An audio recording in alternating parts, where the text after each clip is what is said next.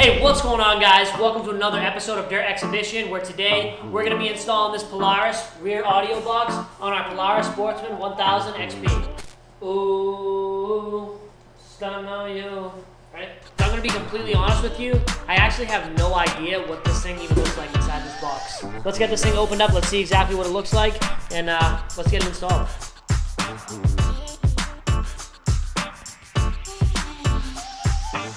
Alright guys, so we're going to take our scalpel and we're going to make a small incision into the packaging. Careful not to damage the contents inside or that UV blue resistant material. And again guys, like I said, I have no idea what this thing looks like, so you guys are going to be just as surprised as I am.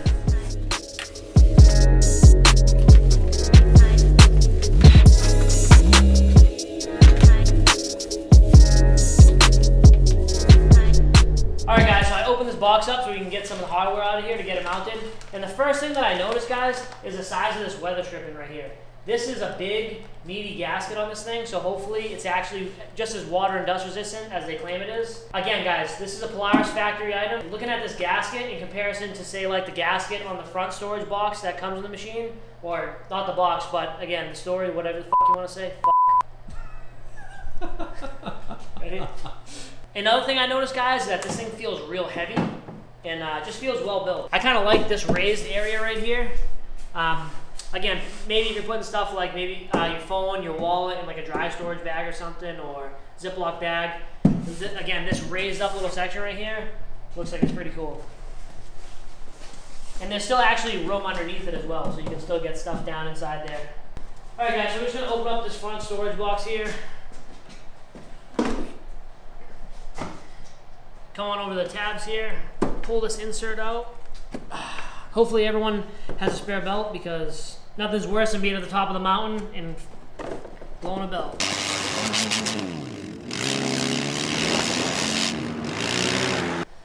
Alright guys, so after you get that insert out of here, we're going to go ahead and take this little front plastic piece off here, right below the headlight.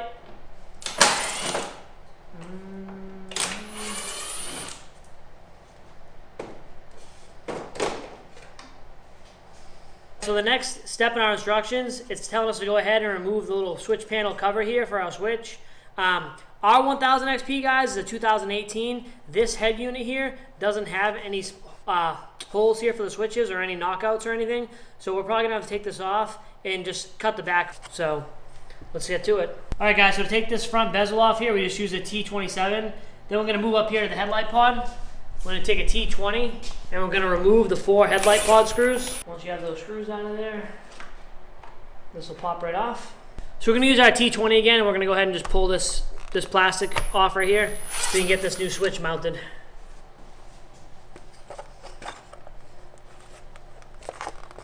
So before we go too crazy unplugging any of this stuff up here in this head unit, we're going to go ahead and disconnect the positive and the negative lead off the battery. I believe Polaris recommends you disconnect at least one of those leads. We're just going to go ahead and pull them both off because we're going to have to get our wiring harness mounted up to that anyway. So as you can see, we got our knockout cut out for our switch here.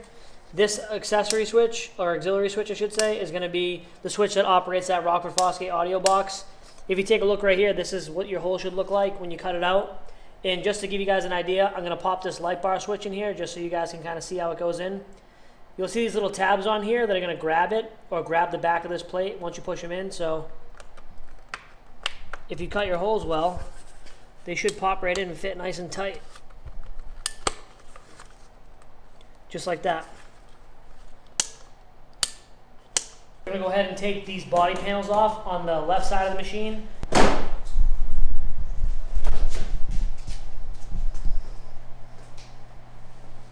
So now we're going to go ahead and get our harness run from the front of the machine all the way back to the rear of the machine. You got your positive, negative leads up here, guys, your relay, and I'm pretty sure that this arm is just going to be key on power. So let's get it installed. Okay, so we got this harness kind of loosely ran through the machine a little bit. You can see we got our power up here, our relay, key on power, stuff like that. We popped these side panels off. We kind of ran this thing down here.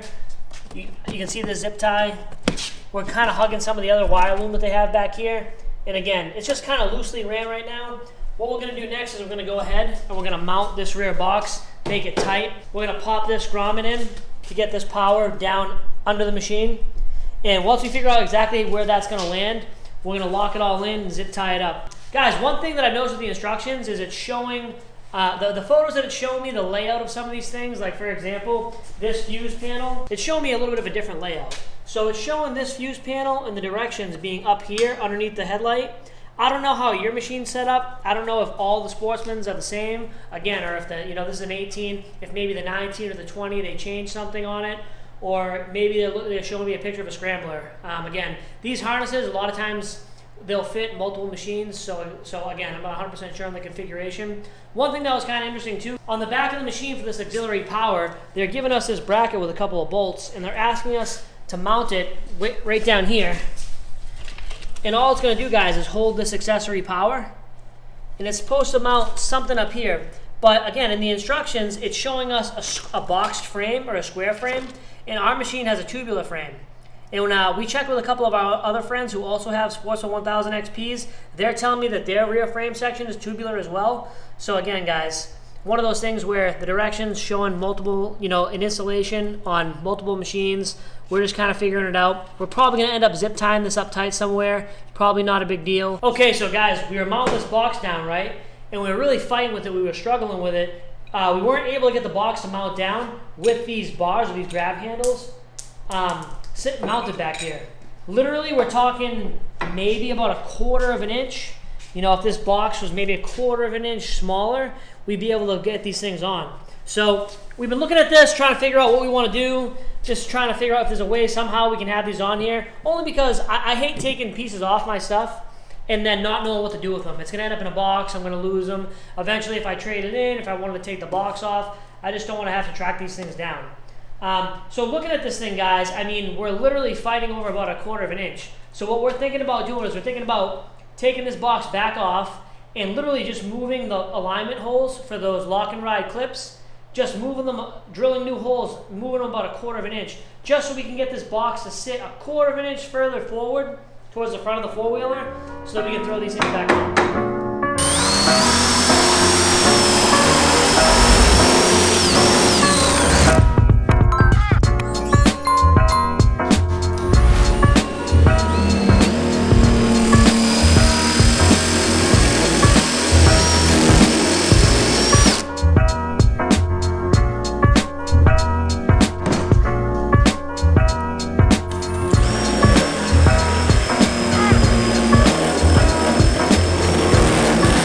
All right, so we opened up these holes just a little bit. We drilled them back maybe about 1/8 to a quarter. We're going to try to put these things together now and see if we'll have enough play, again, to be able to move this box forward. Originally, these holes were pretty snug around these bolts.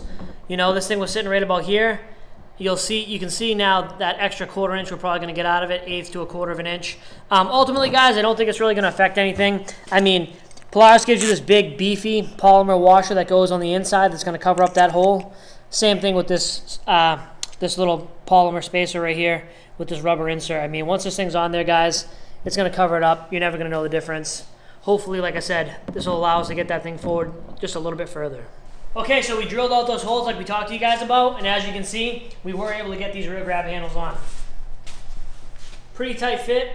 I'd much rather have these on, again, just to help the box. It's going to help keep this thing from going anywhere. If you got a passenger sitting on the back of this thing and they're leaning up against it, I mean, those Polaris hangers are really holding it in there, but just in case, a little bit of extra support, just in case something happens.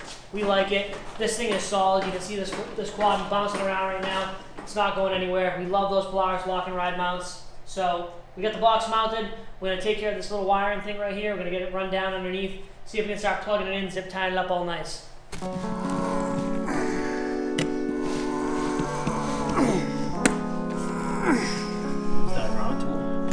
Yeah. Yep. In the name of Lucifer. Anyone who works on these machines knows how easy it is to get a little frustrated, a little angry, you know. I mean, personally, I would have much rather seen this wire somehow come through the bottom of this thing. I'd rather would have drilled down and just hit this wire completely, but I mean, we're here. We'll see what it looks like once we get the seat on. Hopefully that doesn't interfere with anything. Okay, so we're running these harnesses. Like we told you guys, while we're in here putting in this rear audio harness, we're also going to throw in our harness for our light bar.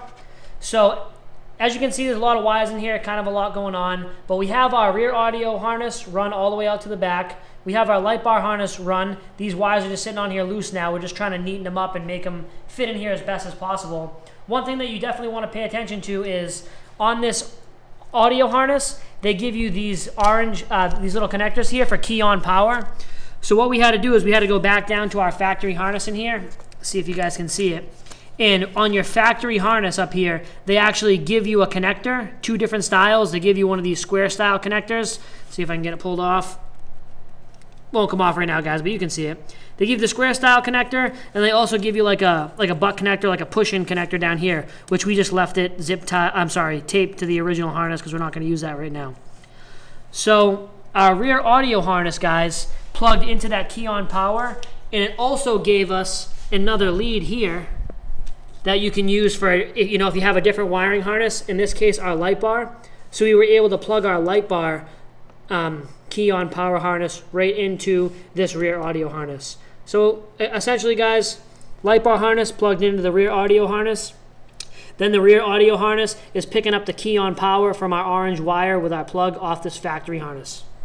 So if you have any experience wiring accessories on any one of these machines, whether it be a Scrambler, a Pro XP, Razor XP, whatever the case is, you know that the wiring can be tricky. You know, there's a lot going on in these machines. There's not a whole lot of spot to hide things. So again, it's super important to just try to tie everything in, make it as neat as possible, and keep it away from any spots where the wire might chafe or rub against the frame, shock, things like that. So we're going to tighten this up, guys. We're going to neaten up a little bit, get these things tightened up, and we're going to slap this headset back on and hopefully fire this thing up. Okay, so we just got everything buttoned back up here. If you guys take a look, we got the side panels back on, put the headlight assembly back on. We plugged those switches in. Guys, when you take that stuff apart, make sure you double check everything. You don't want to forget to plug in your ignition or any of your other switches that you got up there on the dashboard or the interface. So let's see how this thing sounds. All right, guys, so we're all set. We got this thing wrapped up. We got the tunes playing now. The thing fits on here awesome. It's rock solid, not going anywhere. Guys, we ran into a couple small issues with fit and finish on this. Again, I mean, the finish is great. It was just that fitment. We had that hard time. We showed you guys earlier in the video. We modified the openings in the bottom of that box just to make it fit on this thing. And guys, I think we're going to love it. I mean, it sounds real great. I'm going to take it for a rip and just see what we think.